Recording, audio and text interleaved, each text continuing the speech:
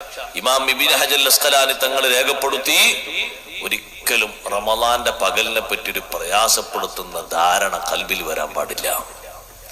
പടച്ചോനെ, ഇനി 10-30 ദിവസം കഞ്ഞി കിട്ടൂലല്ലോ, ഉച്ചക്ക് ചോറും കൂട്ടാനും കിട്ടൂലല്ലോ, എന്നേക്കും ഇതൊന്ന് തീർന്നിട്ടുക തുടങ്ങിയല്ലോ, ഇനിയിപ്പോ ഒരു ഹോട്ടലും കയറിയ മനുഷ്യന്മാര് കാണൂലേ, ഇതൊന്നും ചിന്ത വരാൻ പാടില്ല. അങ്ങനൊക്കെ ഒരു ചിന്ത മനസ്സിൽ വന്നിട്ട് എല്ലാരും ചെയ്യുമ്പോ ഞാനും ചെയ്യാനാണെങ്കിൽ കിട്ടൂല. അത് കിട്ടണമെങ്കിൽ 2 ഷർത്തുണ്ട്. ഒന്ന് വിശ്വസിച്ച് ചെയ്യണം, രണ്ടാമത്തെ ഒന്ന് തികഞ്ഞ ഇഖ്ലാസ. ഇത് വന്നതിന്റെ പേരിൽ ഒരു വിഷമവുമില്ല മനസ്സിൽ. അതിനൊരു ഭാരമായി കരുതരുത്, അതൊരു ദീർഘിച്ചതാണ് എന്ന് കരുതരുത്.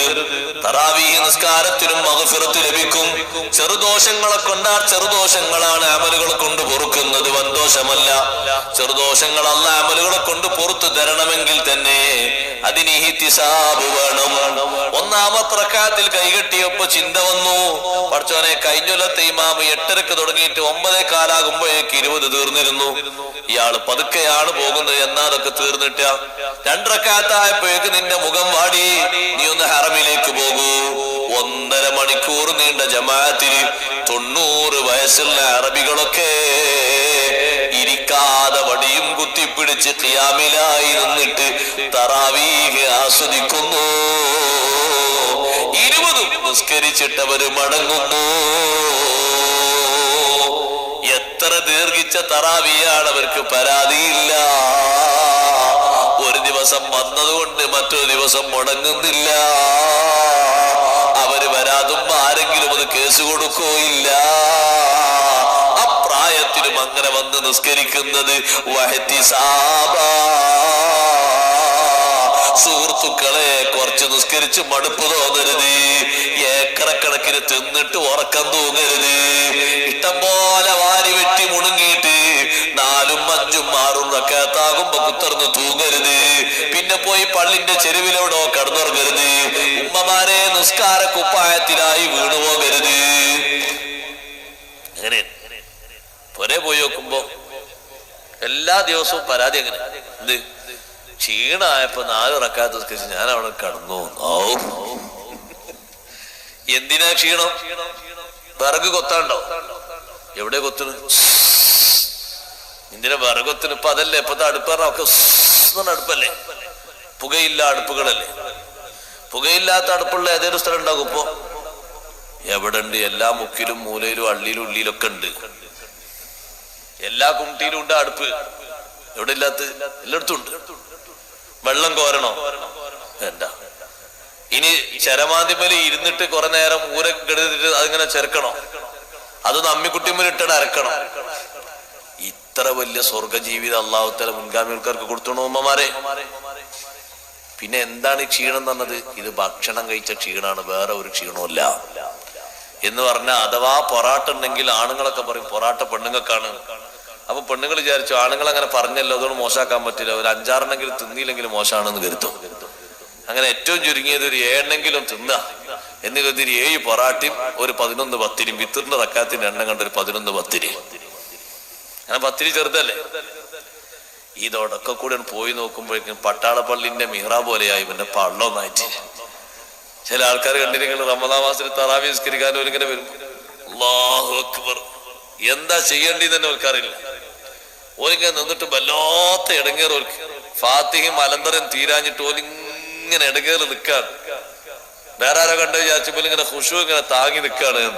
ഖുശൂ താങ്ങിക്കല്ലത്, ഇടങ്ങേറോട് നിൽക്കുക. പാകത്തിന് കഴിച്ചാൽ മതി. അറബികളെ കണ്ട് നമ്മൾ പഠിക്കേണ്ട വലിയൊരു പാടാണത്. ഹറമിൽ നോമ്പുറക്കാൻ വേണ്ടി ഇരുന്നോക്കി, എത്ര ചെറിയ ഭക്ഷണമാണ്, ഒറ്റൊന്നും വരെ പോണില്ലല്ലോ. ഓല് ഒരു അൽമറായിന്റെ ഒരു തൈരുണ്ടാവും, ഒരു കുപ്പി തൈര്, അതാണ് കുടിക്കുക. ഒരു 2 ഗ്ലാസ് സംസം വെള്ളവും ഒരു 4 ചുള കാരക്കയും പിന്നെ എന്തെങ്കിലും സമൂസ ഒരു പൊരി ഉണ്ടാവും. നമ്മളങ്ങനല്ല, നമ്മളൊക്കെ അതിന്റെ എണ്ണം 3-ൽ അവസാനിപ്പിച്ചിട്ട് നിൽക്കും. നമ്മൾ അപ്പോഴും അതിന്റെ അഫ്ളൽ നമുക്ക് അപ്പോഴാ മനസ്സിലാക്കാം.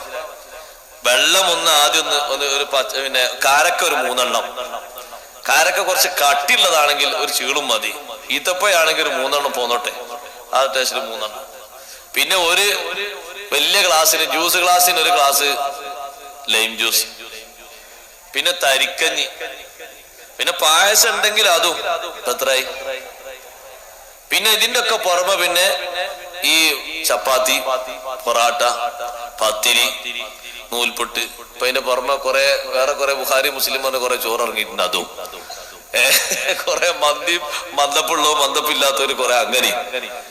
ഇതൊക്കെ കൂടി വാരി വെട്ടി മുണുങ്ങിയിട്ട് ഇവന് കാര്യമായിട്ട് ഈ തറാവീഹിന് വരുന്ന എന്തിനാരങ്ങള് ശേഷം പോയിട്ടുള്ള 10 അണി കഞ്ഞി കുടിക്കാനുള്ള ഒരു എക്സസൈസിന് വേണ്ടി മാത്രം. അള്ളാന്റെ അടുത്തുനിന്ന് ഒരു ഒലക്കും കിട്ടില്ല, വെറുതെ ആ ഏർപ്പാട് നിൽക്കണം. ഒന്നും കിട്ടില്ല, ഒന്നും കിട്ടില്ല. ആ പള്ളിയിൽ ഈത്തിക്കാഫ് കരുതിന്റെ അത് കിട്ടും, വേറെ ഓരോ ഒലക്കും നമസ്കാരം. എന്തിനാണിത്? ഇതിനായിട്ട് മാത്രമുള്ള ഒരു മാസം. എന്നിട്ട് നമ്മൾ പറയാണ് രാവിലെയും രാത്രി 2 തലക്കൊരു ഇങ്ങനെ നിറച്ചിട്ട് നമ്മൾ പറയാം റമദാൻ നല്ല സുഖാട്ടോ, ഒരു ക്ഷീണമില്ല. എങ്ങനെ ക്ഷീണം ഉണ്ടാവുക? എങ്ങനെ ക്ഷീണ സഹോദരന്മാരെ? റമദാൻ അല്ലാത്ത കാലത്ത് ഇയാൾ 59 കിലോയാണ്, റമദാൻ കഴിഞ്ഞ് നോക്കുമ്പോഴേക്ക് 75 ആയിട്ടുണ്ട്. കുറഞ്ഞിക്കല്ല, കൂടിയിരിക്ക. കാരണം അതിന് മാത്രമാണ്. എന്നിട്ട് ചില ആൾക്കാർക്ക് താങ്ങില്ല, അപ്പൊ ഒരു ഉറങ്ങാണ്, ഒരു വീട്ടിൽ തന്നെ ഉറങ്ങാണ്. അങ്ങനെ ഒരു ഉറക്കം തൂങ്ങികളാക്കി റമദാനെ കളയരുത്. റമദാനിന്റെ ആത്മീയമായ മാനം ശരിക്ക് കൽബിലും ശരീരത്തിലും ഉൾക്കൊള്ളണം. അതിനു വേണ്ടിയാണ് ഞാൻ നിങ്ങളോട് ഇത് പറയുന്നത്. റമദാൻ മാസത്തിലുള്ള നിസ്കാരവുമായി ബന്ധപ്പെട്ട് നല്ല ശ്രദ്ധ വേണം. തറാവീഹ് നിസ്കാരത്തിലും വേണല്ലോ ഈമാനൻ വഹ്തിസാബൻ. പടച്ചോനെ എപ്പോഴാ തീരാന്ന് കരുതരുത്. തറാവീഹിന് നമ്മളവിടൊക്കെ ഞാൻ നിസ്കരിച്ചോണ്ട് കത്തോതിട്ടാ നിസ്കരിക്കും. ഞാൻ ഓരോട് പറയും ഇങ്ങനെ നിസ്കരിക്കണം, ഇതിന് പാകൊപ്പിച്ച് നിങ്ങൾ തിന്നു വന്നാൽ മതി. ഇന്നങ്ങൾ പിരാകിയിട്ട് ഒരു കാര്യമില്ല. സൗകര്യമുള്ളവരൊക്കെ ഇഖ്ലാസോടെ കൂടി നിസ്കരിച്ചു. ഏറെ നീട്ടുന്നില്ല, പാകത്തിനുള്ളൂ. ഒരു പേജ് ഓതാൻ അത്ര തോന്നുണ്ടോ? മട്ടത്തിൽ ഫാത്തി ഓതുമ്പോഴേക്ക് പിന്നാകെ 2 ആയത്തോ 3 ആയത്തോ കേൾക്കാണ്ടാകും. ഒന്നൊന്ന് കേൾക്കുമ്പോ അതിന്റെ ഭംഗിയല്ലേ? ഒരു പേജ് ഓതുമ്പോ മാമൂമ് ഫാത്തി ഓതൂലേ? ഫാത്തി അങ്ങനെ കറക്റ്റ് ആയിട്ട് ഓതുകയാണെങ്കിൽ മറ്റേതെങ്ങനെ ഫാത്തി ഓതണം? മറ്റേ ഫാത്തിയൊക്കെ ഒരു പട്ടം പറക്കുമല്ലോ, പറ പറ പറ പറ പറ എന്നാണ് ഓതുന്നത്. കാരണം 2 ശ്വാസത്തിലായിട്ട് ഇമാമ് ഫാത്തി ഓതുകയാണ്. 3-ാമത്തെ ശ്വാസത്തിന്റെ 1/4 ശ്വാസത്തിലായിട്ട് സൂറത്ത് ഓതിയിട്ട് പിന്നെ അടുത്ത ശ്വാസത്തിൽ റുക്കൂയിലേക്കാ പോകണം. അങ്ങനെ തീർക്കണേ. അങ്ങനെ അങ്ങനെ പോവാണ്.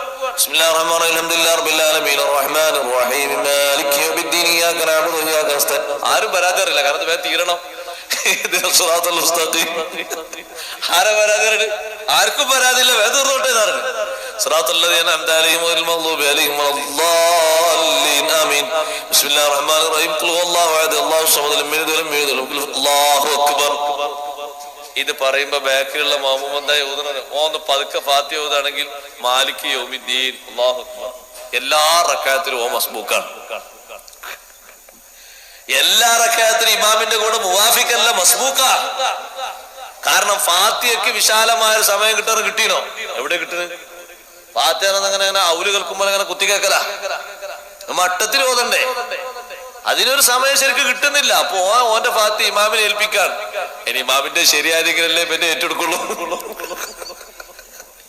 ഇമാമിന്റെ തന്നെ ശരിയില്ല, പിന്നെ അത് എവിടുക്ക ഏറ്റെടുക്കണത്? തള്ളിയാണ് പോകുന്നത്, ലാപ്സായി പോകും, ഒരു കാര്യമില്ല. അപ്പൊ ഈ മെനക്കെടുന്ന പണിയിൽ കിട്ടണമെങ്കിലേ അതിന്റെ അധ്വാനം ഉണ്ട്. ഞാൻ ദ്വീപിൽ പോയപ്പോ ദ്വീപേർ എന്നോട് പറഞ്ഞേ, ഇവിടൊക്കെ സാധാരണ അലംതറ കൈഫ് ഓതും, 2-ാമത്തെ റക്അത്തിൽ ഖുൽ ഹുവല്ലാഹ് ഓതും, പിന്നെ 3-ാം റക്അത്തിൽ ലീലാഫി ഓതും, 4-ാം റക്അത്തിൽ ഖുൽ ഹുവല്ലാഹ്, 10 ഖുൽ ഹുവല്ലാഹ് ഓതും. അതിനപ്പുറത്ത് അലംതറ മുതൽ ലാസ്റ്റ് വരെ 10 സൂറത്താണല്ലോ. അങ്ങനെ 10. എന്നോട് ഇമാമുക്കാൻ പറഞ്ഞു, ഞാൻ പറഞ്ഞു നിങ്ങൾ ആ ഖുൽ ഹുവല്ലാഹ് ആവർത്തിക്കണം, എനിക്കറിയില്ല, അതൊക്കെ നിങ്ങൾ നേർച്ചക്ക് ആവർത്തിച്ചോളി. ഞാൻ വല്ലുഹ മുതൽ താഴോട്ടുണ്ട് ഓതും. അതിന് സൗകര്യമുള്ളവർ കൂടിക്കോളി, അല്ലാത്തൊരു പൊയ്ക്കൂടി. ഒറ്റൊന്നും പോയില്ല. നിസ്കാരം കഴിഞ്ഞിട്ട് ഞാൻ അവരോട് ചോദിച്ചു, ആ സ്പീഡിൽ പോകുന്ന ഖുൽ ഹുവല്ലാഹ് അലംതറ ഓതിയിട്ട് നിങ്ങൾ ആരോ ഫാത്തിഹ ഓതലുണ്ടോ? അപ്പോൾ ഞങ്ങൾ ഫാത്തിഹ ഓതലെന്നല്ല, കാരണം ഞങ്ങളെ ഫാത്തിഹയൊക്കെ ഇമാമിനെ ഏൽപ്പിക്കലാ. അവര് പറഞ്ഞോട് ശരിയാണ് പറയുന്നത്, ഇമാമിനെ ഏൽപ്പിക്കലാണ്. അതെങ്ങനെ? 1-ാം റക്അത്തിൽ അല്ലാഹു അക്ബർ എന്ന് പറയുമ്പോൾ ഇമാം റുക്കൂ പോയി, ഇയാൾ റുക്കൂ പോയി, ഫാത്തിഹ ഇമാമിനെ ഏൽപ്പിച്ചു. 2-ാം റക്അത്തിൽ ഇയാളിങ്ങനെ എണീറ്റ് സുജൂദ് കഴിഞ്ഞ ഇയാളിങ്ങനെ എണീറ്റ് വന്ന് ഇയാളിങ്ങനെ പതുക്കെ ഫാത്തിഹ ഇങ്ങനെ ഓതി പോതിയാകുമ്പോഴേക്കും ഇമാം റുക്കൂ പോയി, പിന്നെ ഇയാളും പോയി. എല്ലാ റക്അത്തിലും ഫാത്തിഹ ഇമാമിനെ ഏൽപ്പിച്ചു. ഇമാമിന്റെ ഫാത്തിഹ ശരിയല്ല, അപ്പൊ ഇയാളെ ഫാത്തിഹ ഏറ്റെടുക്കാൻ ആരുമില്ല. 4 കൊറ്റത്തിലായി. ആലോചിച്ചു നോക്കി, ഇജാതി പരിപാടിയുള്ള ഒരു കാര്യമില്ല. നിസ്കരിക്കണതിന് മട്ടത്തിൽ നിസ്കരിക്കണം. അല്ലാഹു തആലാന്റെ പൊരുത്തം വിചാരിച്ച് സൂക്ഷ്മതയോടെ നിസ്കരിക്കണം. ആ റമളാനിൽ 20 റക്അത്ത് നിസ്കരിച്ചിട്ട് ഒരു പാവം പുറത്തിട്ടില്ല, പിന്നെ ആ പണിക്ക് നിൽക്കേണ്ടിയിരുന്നു. എന്നാ പിന്നെ വേറെ ആർക്കെങ്കിലും പോയിട്ട് ഒരു പാടം കൊത്തി കൊടുത്തിട്ടാണെങ്കിൽ കൂലി ചെയ്യുന്നു. അല്ലാഹുവിനും കൂലിട്ടും ഓർക്കും കൂലിട്ടും.